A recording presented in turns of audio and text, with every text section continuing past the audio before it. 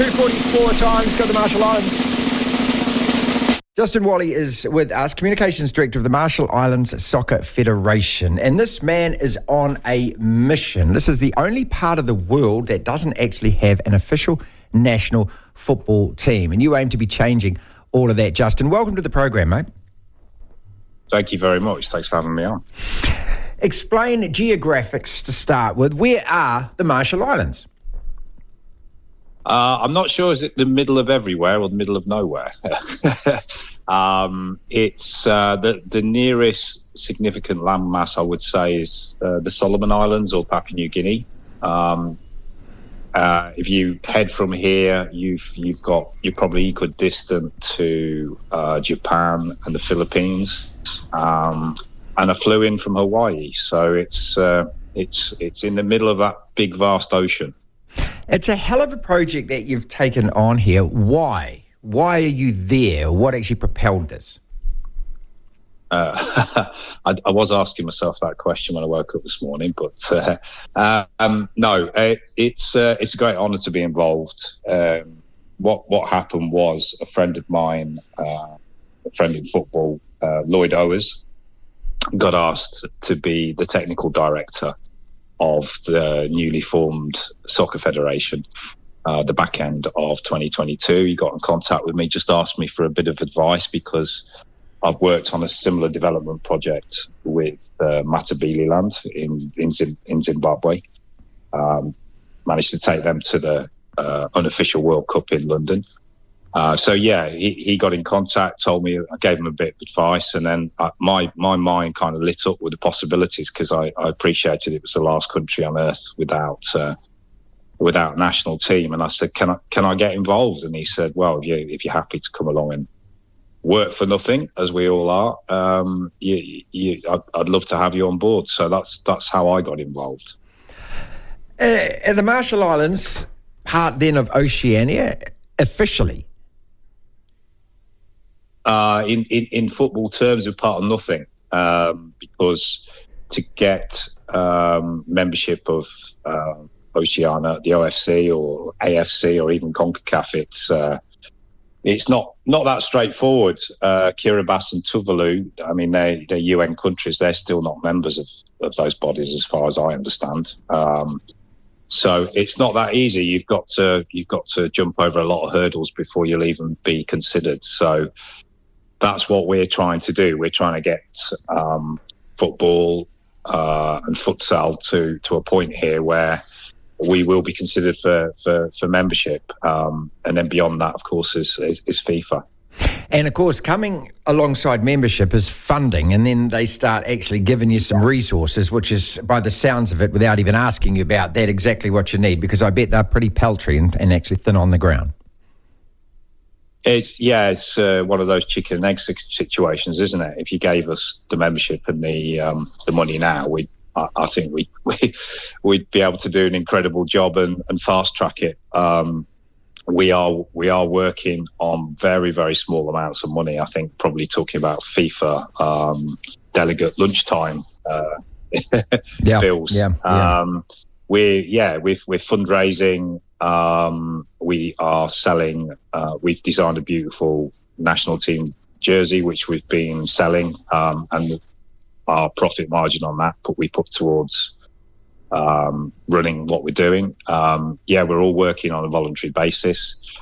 To get me out here from Europe costs a lot of money with flights, because you have to fly to LA, Hawaii, and then to here. So that money's come from us raising our own finances. But if we were to suddenly have OFC or AFC funding, then we'd be in a really strong position.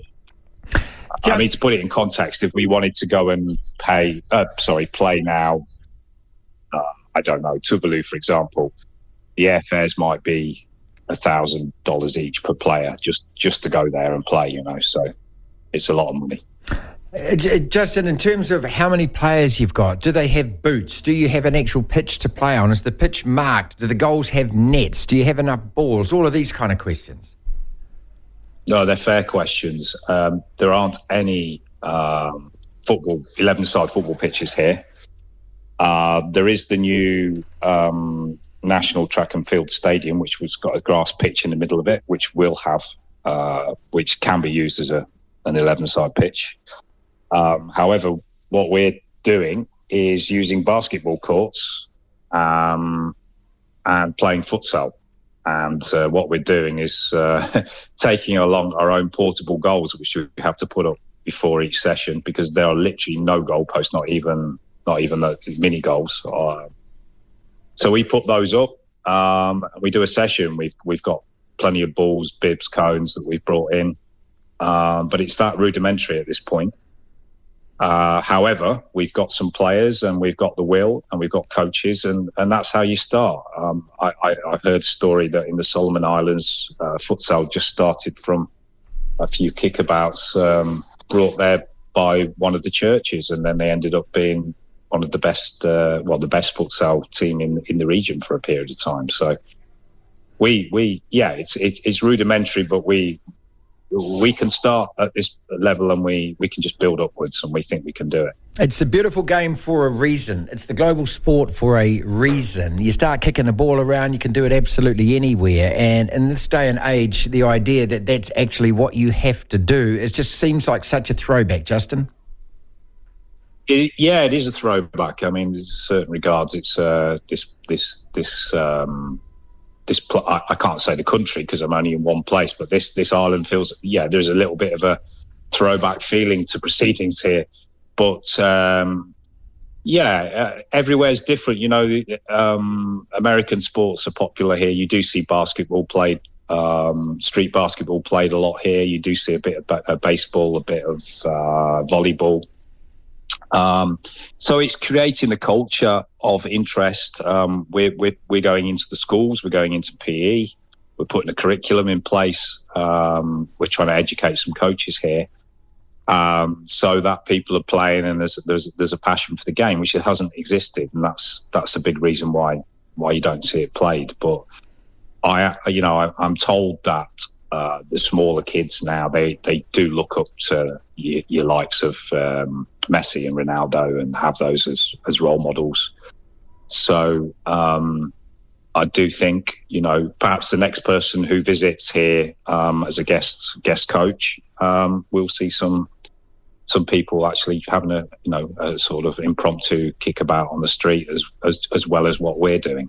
It's all going to be about progress. It's all going to be about improvement. Look, we've called you on WhatsApp, which means that, there's some Wi-Fi there and some internet there, which means that, they've got access to what everyone else is looking at all over the world. It's a hell of a project that you're embarking on here. We wish you all the very best. I'm so glad that you reached out so that we could actually give you some publicity.